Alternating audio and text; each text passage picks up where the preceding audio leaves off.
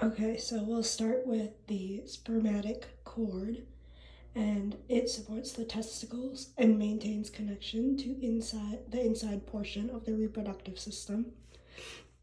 Here you can see the vas deferens, which use peristaltic contractions to bring sperm up from the testicles, and it connects to the tail of the epididymis, and then eventually to the urethra. Here you can see the cremaster muscle, and this connects to the tunica vaginalis parietal. And what this does is it contracts and relaxes to bring the testes closer or further from the body for heat management. And then you can see a little bit of the pampiniform plexus and then the rest of it here. And this also is for temperature control. And warm arterial blood will move down through here into the testicle. And then cooler blood flows through the veins up, and there's a heat transfer that occurs. And then this entire structure of the spermatic cord will actually run through the inguinal ring inside the body cavity. And then we do not have the scrotal sac, so we do not have the scrotal skin or the tunica dartos muscle pictured here, but those also work to maintain temperature, as the scrotal skin does not have a lot of hair on it, and then it also contains sweat glands.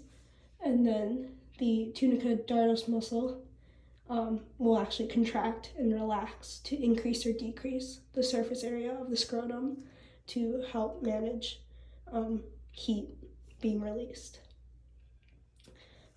As I mentioned before, here's the tunica vaginalis parietal.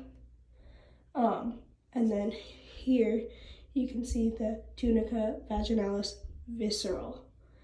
And you could then, just under that, you will find the tunica albuginea, and that is used for structural support inside the testicle.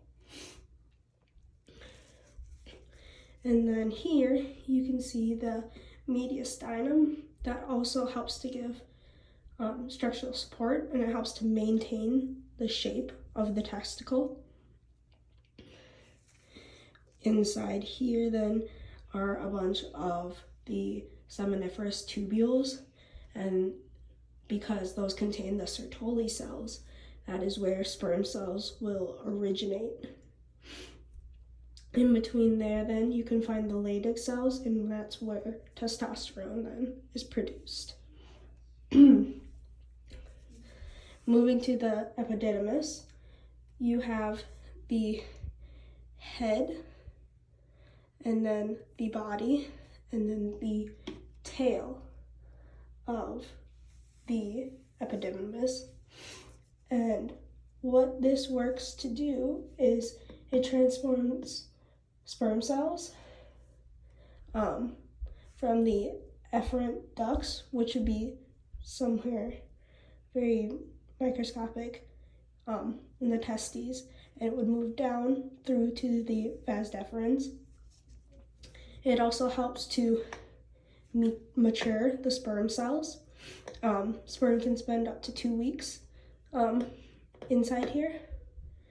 It also will absorb fluids to increase the sperm cell concentration, and it'll also store sperm cells.